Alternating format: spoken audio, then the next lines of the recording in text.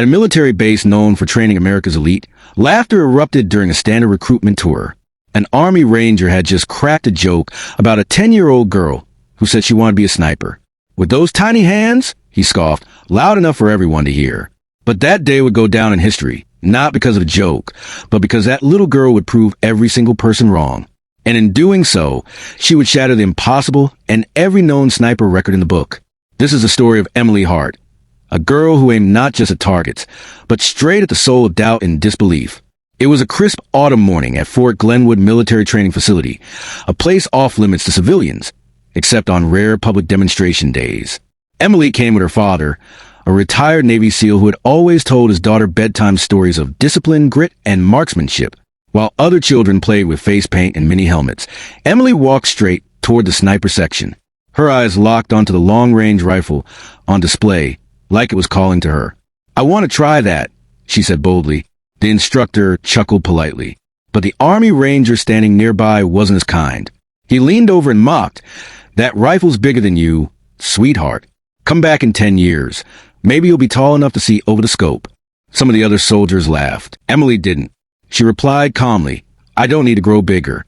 I just need a clear shot." Her words echoed strangely in the air. Her father stepped up, unsure whether to intervene or support her audacity. But before he could speak, the same Ranger raised an eyebrow. "All right then, sniper, you want a shot? Let's make it interesting." He pointed to the 1,500-meter target, the longest distance used in elite sniper drills. Only a handful of trained soldiers had ever hit it. It was nearly invisible to the naked eye. "You hit that target, and I'll personally salute you. Miss it, and you spend the rest of the day polishing our boots." The crowd oohed. Cameras started rolling. Her father whispered, "You don't have to do this." "I do," she said. With supervision, the instructors allowed Emily to lie prone. They adjusted the bipod, set the cheek rest, and recalibrated the scope. One instructor muttered, "She probably won't even pull the trigger." Emily lay still. She didn't ask for help. She adjusted her breathing, just as her dad had taught her during backyard BB gun practice. One breath in, one out, then stillness. Wind, minimal. Humidity, negligible. Bullet drop, considerable at this range. She calculated it all in her head, more by feel than by science. And then she squeezed. There was silence for 2 full seconds as the bullet flew across the field. Then, ting! The sound echoed like a thunderclap through the base. Direct hit, dead center. The sniper scope confirmed it. So did the high-speed replay.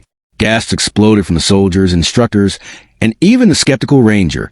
One instructor stared at the data readout, then said flatly, That's the cleanest hit we've ever recorded at this distance." The Army Ranger took off his hat and saluted.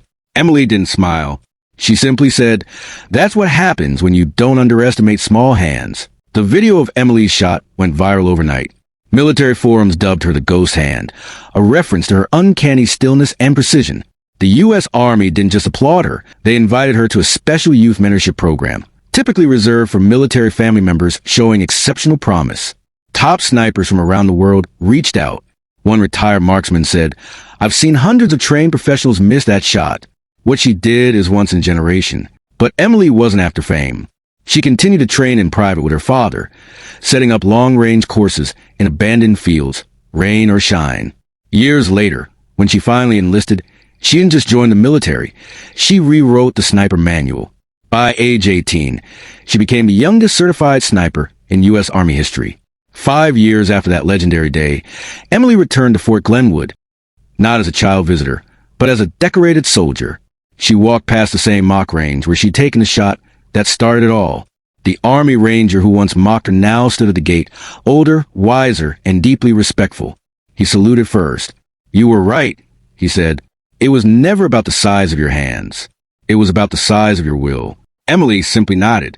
Emily's story isn't just about a bullet or a bet. It's about breaking the boxes people put you in. It's about the fire in your soul when the world tells you you can't, and you respond with quiet determination. So next time someone laughs at your dream, remember Emily. Let them laugh, then let your shot echo. Subscribe to the channel, like the video, and press the bell icon so that you can receive notifications of every new video.